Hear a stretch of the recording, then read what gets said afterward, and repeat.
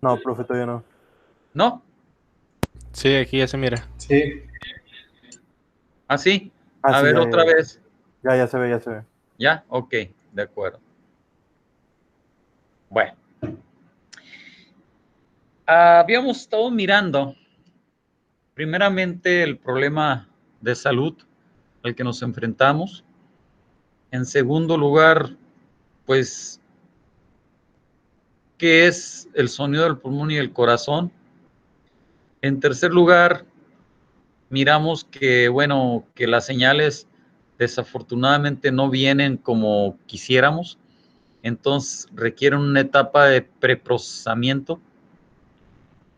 Y finalmente hemos estado mirando, abordamos la técnica de modelos mezclados gaussianos, que es una técnica que nos puede apoyar para detectar una señal, un sonido, si proviene del pulmón o proviene del corazón, y si es de índole fisiológico o patológico. Los modelos mezclados gaussianos son una técnica muy poderosa dentro del procesamiento digital de voz y digamos que es la regla de oro cuando se trata de hacer reconocimiento del locutor. Cuando se trata de hacer reconocimiento del locutor, lo que se hace es reconocer a quién está hablando por medio de la voz. Otra técnica muy exitosa dentro del procesamiento digital de voz son los modelos mezclados, los modelos ocultos de Markov, que es lo que tenemos en esta filmina, o Hidden Markov Models, o por sus siglas HMM. Solo que esto es la regla de oro cuando se trata de hacer reconocimiento del habla, es decir, reconocer qué se está diciendo. Entonces, remarco, reconocimiento del locutor con GMM es reconocer quién está hablando por medio de la voz, y reconocimiento del habla es reconocer qué se está diciendo por medio de la voz. Bueno, entonces, ambos modelos son paramétricos. ¿Qué significa? Que cuando uno dice calculé el modelo, en realidad calculé una serie de parámetros a partir de los datos, que en este caso son registros de voz, ¿sí? O registros de sonidos, en nuestro caso específico, sonidos del pulmón y sonidos del corazón. En el caso del sonido del pulmón, hay dos etapas esenciales: la inhalación y la exhalación. Y en el caso de los sonidos del corazón, tenemos dos etapas importantes: el loop, que es S1, y el dub, que es S2. En ambos casos tenemos espacios de transición, ¿sí? entre una etapa y la otra. Es decir, en el caso del sonido del pulmón, entre la inhalación y la exhalación está la sístole, y entre la exhalación y la inhalación, la diástole. En el caso del sonido del corazón, sí, tenemos... A ver, no, perdón, no estoy mezclando, discúlpeme, retomo. En el caso de los sonidos del pulmón, sí, tenemos entre la inhalación y la exhalación, tenemos un espacio de tiempo. Y en el caso entre la exhalación y la inhalación, otro tiempo de transición. En el caso de los sonidos del corazón, el loop S1 o el dub S2, entre loop y dub tenemos la diástole, no la sístole. Y entre el dub y loop tenemos la diástole. Ok. Entonces, los modelos ocultos de Markov o HMM, ¿sí? Son modelos paramétricos en los cuales para construir el modelo hay que calcular tres parámetros. En este caso, la lambda es igual a A, B, pi. ¿Ok? Uno de los parámetros A es una matriz de transición y B es una función de emisión y pi es la probabilidad de iniciar no los estados. Ahorita miramos más, con más detalle qué es cada cosa. Entonces, los modelos ocultos de Markov son máquinas de estado. ¿Qué significa eso? Que como lo miran ustedes aquí en el dibujo, los dibujitos, estos círculos, el círculo 1, 2 y 3, representan estados. La cantidad de estados puede variar. Ahí depende de cómo estemos modelando. En este caso, la manera en la que se está haciendo aquí, el estado central, en este caso, es el circulito que tiene el 2, representa el estado en cuestión. Y el 1 y el 2 son estados que representan la transitividad entre un estado central y otro, ¿no? Por ejemplo, el 2, si fueran los sonidos del pulmón, puede representar la inhalación o la exhalación. Y 1 y 3, si es la inhalación, por ejemplo, el 3 es la transición entre la inhalación y la exhalación. Y el 1 entre la inhalación y la exhalación. Ok. Retomando. Entonces, tenemos que los modelos ocultos de Markov representados por esa tripleta A, B y P son modelos exitosos para el reconocimiento de sonidos. ¿Ok? La A es la matriz de transiciones, es decir, los valores, esa matriz tiene los valores que nos da la probabilidad de transitar de un estado al otro. B es la función de emisión. Esa función en realidad nos dice la probabilidad, nos dice el dato medido a qué estado pertenece. Y pi, el estado en el que estamos iniciando. Obviamente esos parámetros se calculan con datos calculados, datos medidos del corazón y del pulmón. En este caso, los estados a su vez están representados por un modelo mezclado gaussiano.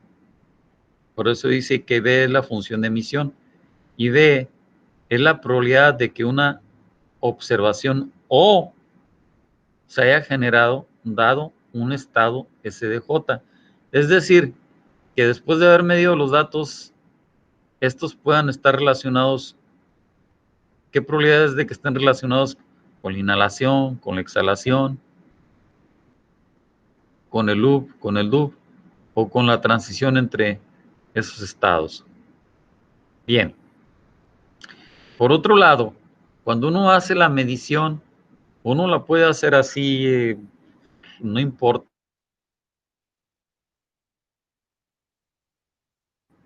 que iniciemos en algún estado. Típicamente yo les recomiendo que traten de empezar los registros cuando empiece el loop y luego el dub, o inhalar y luego exhalar. Pero bueno, no siempre es tan posible, ¿no? Entonces vas recapitulando, el modelo HM está compuesto por A, la matriz de transiciones, que nos dice la probabilidad de transitar de un estado a otro, y los estados están relacionados con fases de la inhalación, de la respiración o del latido del corazón. B es la función de emisión, que nos dice la probabilidad de que los datos medios pertenezcan a inhalación, exhalación, el loop o el dub. Y pi, la probabilidad de que hayamos iniciado la medición en inhalación, exhalación, o en loop o en dub. Ok. Entonces, esos son los modelos ocultos de Markov. Tanto los modelos ocultos de Markov como los modelos mezclados gaussianos pertenecen a una área que se le llama aprendizaje automático o aprendizaje de máquinas. ¿Sí? Y entonces son modelos que nos sirven para predecir de qué estado, de qué etapa estamos hablando o de dónde vienen, ¿no? Entonces, de forma genérica, tenemos dos fases principales, la de entrenamiento y la de prueba. En la de entrenamiento consiste, como ustedes ven ahí, acceso y preprocesamiento de los datos, es decir, registro de respiración o de latidos del corazón. Y luego se busca pasar a una nueva representación los datos de manera que remarquen características de la señal mediante alguna técnica. Esa técnica le llaman extracción de características o en inglés feature extractor o extract features. Todos los datos ya representados como vectores de características se utilizan en la etapa de entrenamiento para entrenar el modelo. Hay una porción de los datos que son destinados a evaluar, a ver qué tan bien se desempeña el modelo. Y si no, ajustar algunos parámetros. Entonces, esa es la optimización de los parámetros. Si no, después ahí nos regresamos al entrenamiento del modelo otra vez y luego optimizarlos. Y ahí no la pasamos hasta que quedemos satisfechos y luego ya el cálculo de los parámetros corresponde al modelo. Todo eso fue en el entrenamiento. Cuando ya queremos decir qué tan bien se desempeña nuestro modelo, realmente viene la etapa de prueba. Aquí ya aplicamos los modelos entrenados en datos diferentes a los que utilizamos en la etapa de entrenamiento. Cuando digo datos de entrenamiento diferentes, no se refiere a que no sean de respiración, se refiere al hecho de que sean la respiración, pero de otras personas o mediciones efectuadas en circunstancias diferentes. Aquí partimos básicamente del dato que se está capturando en su momento, se pasa por el extractor de características y se ejecuta el modelo calculado en la etapa de entrenamiento. Y vemos a ver qué nos arroja. Como es una etapa de prueba, partimos de que sabemos de qué señal se trata para saber si se equivocó o no. Y ahí medimos, la manera más fácil es la cantidad de éxitos entre la cantidad de datos totales.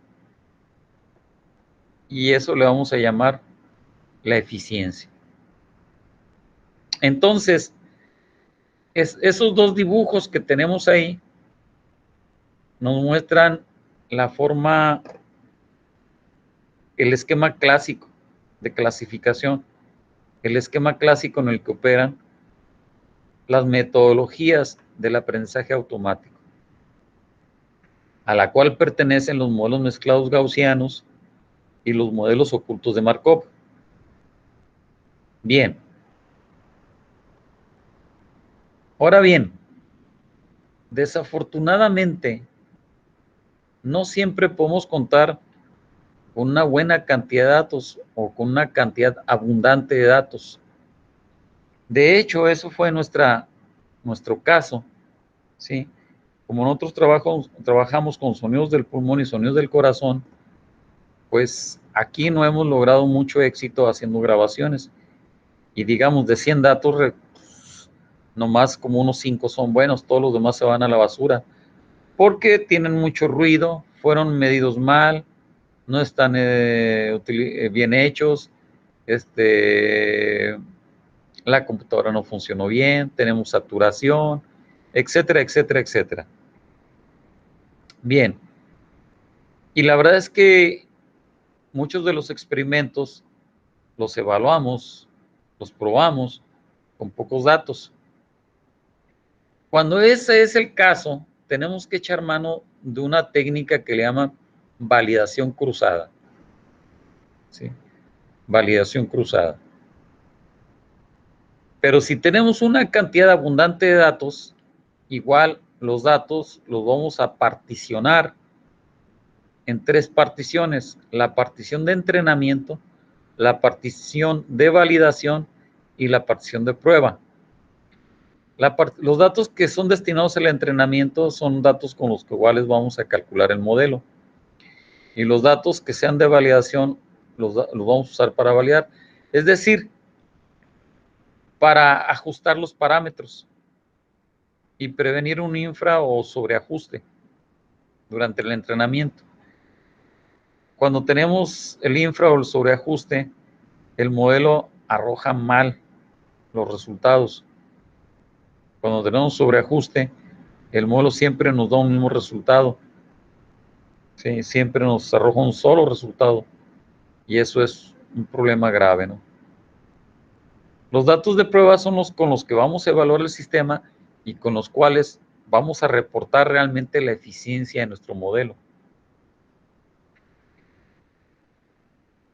A veces hay reglas que resultan un poco más de la experiencia.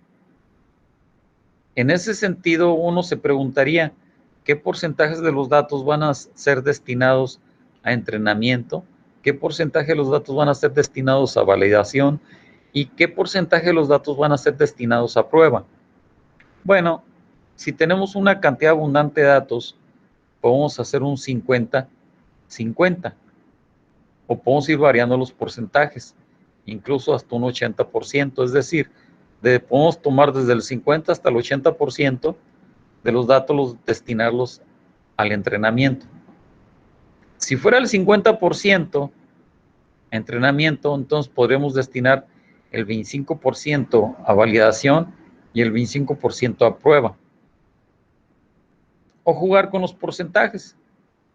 Supongamos que fuera el 80%. Entonces destinamos un 10% para validación, y otro 10% para los de prueba. Entonces, como vemos ahí abajo, ustedes miran, dice Machine Learning Modeling Methodology. Ahí en esa figura están destinando el 50% de los datos de entrenamiento, el 25% a validación y el 25% a prueba. ¿Ok? Sin embargo, como les mencionaba, desafortunadamente no siempre tenemos una cantidad abundante de datos. Y ese fue nuestro caso hasta hace poco, hasta el año pasado. Ahorita ya tenemos una cantidad importante de datos para hacer nuestros experimentos nosotros, ¿no? Pero antes no. Entonces teníamos que echar mano de la técnica de validación cruzada. Y aquí, más que nada, la partición se hacía para datos de entrenamiento y para datos de evaluación.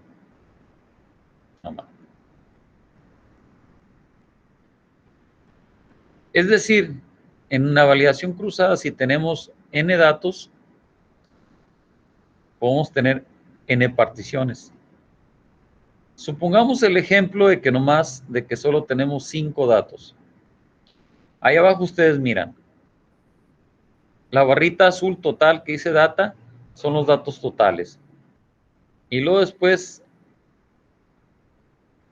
particionamos en datos de entrenamiento y datos de prueba. Como ustedes ven, la gran mayor parte, los destinamos a entrenamiento y el otro porcentaje a prueba.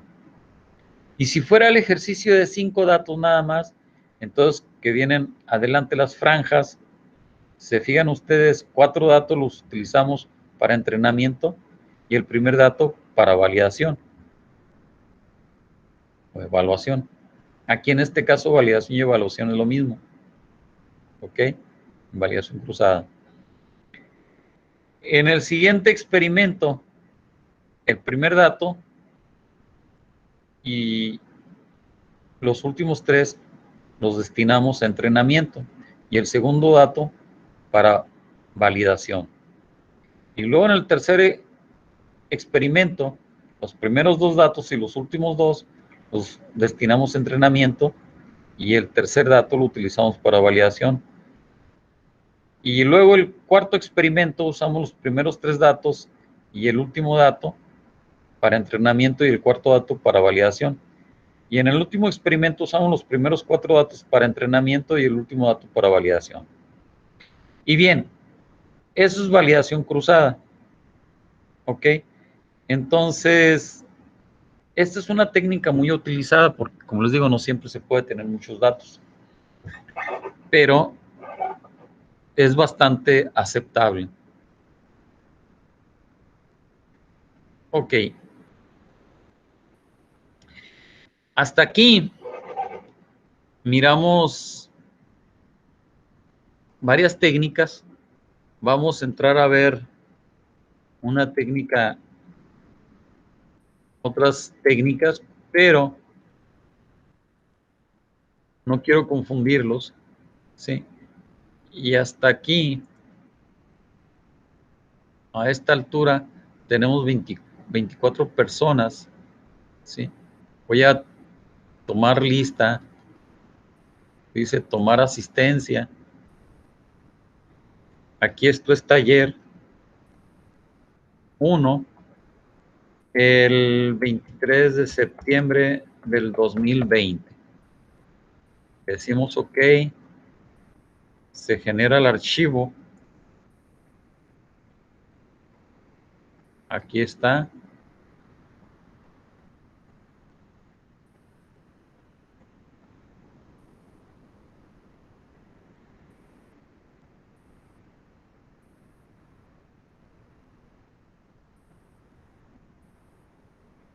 Y ya metí la lista. OK.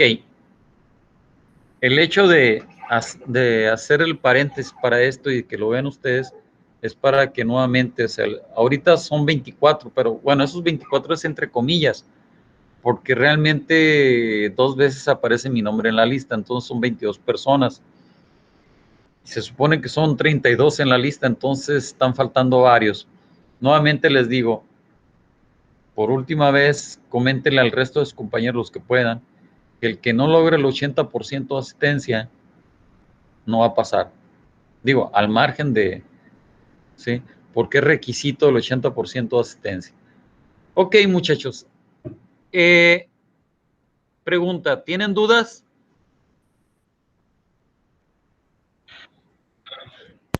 No, Bueno, profe. si no hay dudas o alguna inquietud, alguna pregunta, pues nos vemos mañana. Ok, profe. Ok, Ok, profe. hasta luego. Hasta luego. Hasta buen día. Igualmente.